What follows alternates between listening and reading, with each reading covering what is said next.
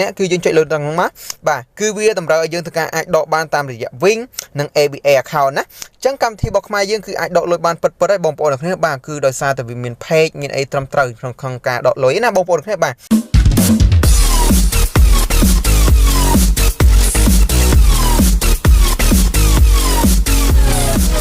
ok សួស្តីបងប្អូនទាំងគ្នាដែលតែតាមដានទស្សនានៅវីដេអូរបស់ខ្ញុំបាទនៅថ្ងៃនេះដែរគឺខ្ញុំមាននៅកម្មវិធីខ្មែររបស់យើងមួយដែលរកលុយបានទៀតហើយជាមួយទៅនឹងកម្មវិធីរបស់ខ្មែរយើងដោយគ្រាន់តែធ្វើការណែនាំមិត្តភ័ក្តិណាបងប្អូនទាំងគ្នាបាទហើយចំពោះទៅការដកលុយវិញគឺយើងធ្វើការដកលុយបានតាមរយៈគណនី AVA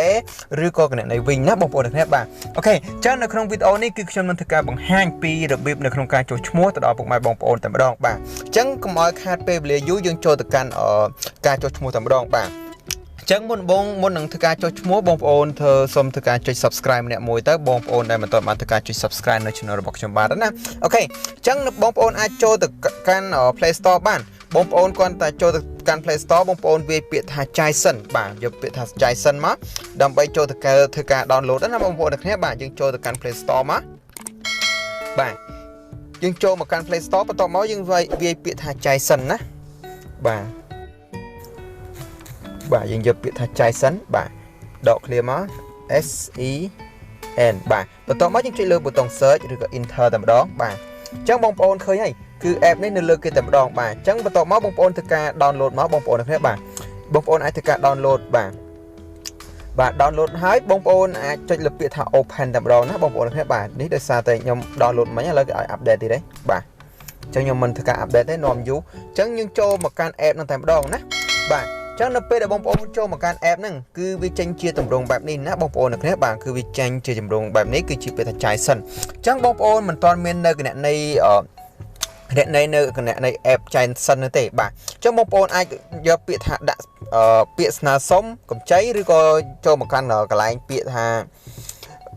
ពាក្យកន្លែង trade 3កន្លែង trade 3នេះមកបាទយើងចូលមកកន្លែង trade 3បន្ទាប់មកយើងយកព័ត៌មានផ្ទាល់ខ្លួនបាទបន្ទាប់ត្រង់ចំណុចនេះបងប្អូនធ្វើការវាបញ្ចូលនៅលេខទូរស័ព្ទរបស់បងប្អូនណាគឺយើងមិនចាំបាច់ធ្វើការដាក់0ទេដោយសារតែនៅប្រទេសយើងគឺដាក់0ហើយស្រាប់បាទអញ្ចឹងយើងដាក់គាត់ដាក់10គត់768509បាទនេះគឺជាលេខរបស់ខ្ញុំបន្ទាប់មកខ្ញុំចុចលើពាក្យថាបន្ទាប់តែម្ដងបាទអញ្ចឹងរងចាំទទួលយកលេខកូដចំនួន6ខ្ទង់ដែលខាងក្រុមហ៊ុនផ្ញើចូលទៅកាន់លេខទូរស័ព្ទរបស់យើងណាបងប្អូនទាំងគ្នាបាទអញ្ចឹងធ្វើការរងចាំទៅបាទរយៈពេលនាទីដែលយើងត្រូវចាំគឺចំនួន1នាទីតែមានសុពលភាពនៅក្នុងការដាក់ណាអូខេអញ្ចឹងបើសិនជាលេខកូដហ្នឹងនៅក្នុងទូរស័ព្ទដៃរបស់បងប្អូនណាថាណាគឺវានៅក្នុងទូរស័ព្ទរបស់បងប្អូនគឺវាលោតចូលអូតូបន្តិចតែម្ដងបាទអញ្ចឹងខ្ញុំសូមធ្វើការដាក់នាមតកូលរបស់ខ្ញុំតែម្ដងបាទយើងដាក់តកូលរបស់យើងនាមខ្លួនរបស់យើងបាទយើងដាក់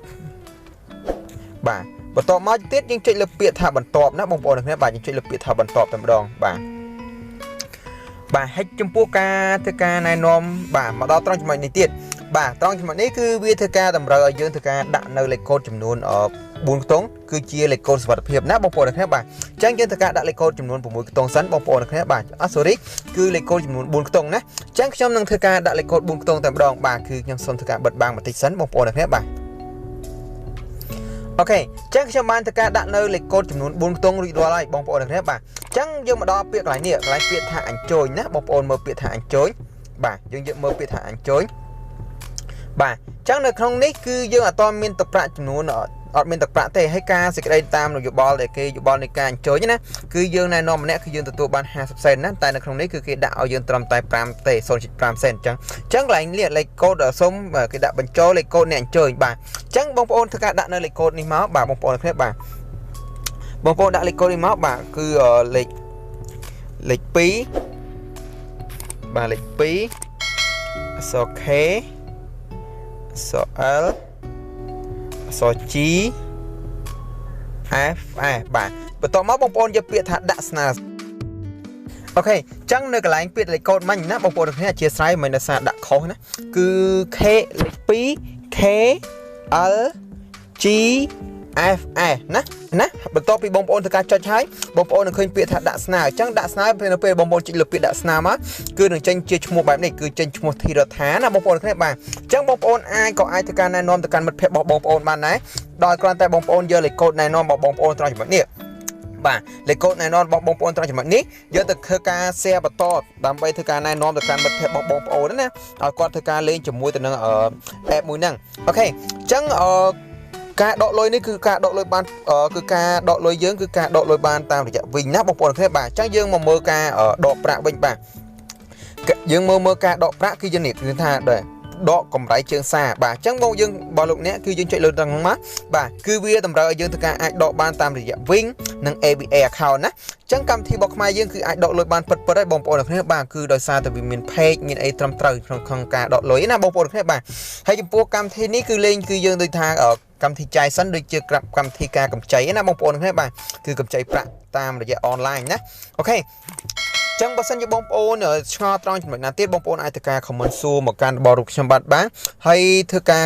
អាចធ្វើការ comment នៅខាងក្រោមវីដេអូក៏បានឬក៏អាចឆាតមក page របស់ខ្ញុំបានក៏បានដែរណាបងប្អូនគ្នាបាទអូខេចឹងដូចជាអស់ដែរហើយมันមានអ្វីត្រូវបង្ហាញទៅដល់ពុកម៉ែបងប្អូនបន្ថែមទៀតទេគឺមានតែប៉ុណ្ណឹងនៅក្នុងកម្មវិធីហ្នឹងគឺការអញ្ជើញគឺបងប្អូនដឹងហើយគឺការអញ្ជើញគឺយើងធ្វើការអញ្ជើញចុចលើពាក្យថាអញ្ជើញឥឡូវនេះក៏បានដែរយើងធ្វើការអញ្ជើញទៅកាន់Telegram Facebook ឬក៏ Messenger ដើម្បីឲ្យគាត់ធ្វើការលេងជាមួយទៅនឹងកម្មវិធីហ្នឹងដែរបាទអរគុណច្រើនសម្រាប់ការតាមដានទស្សនានៅវីដេអូរបស់ខ្ញុំជួបគ្នានៅវីដេអូក្រោយណាបាយបាយ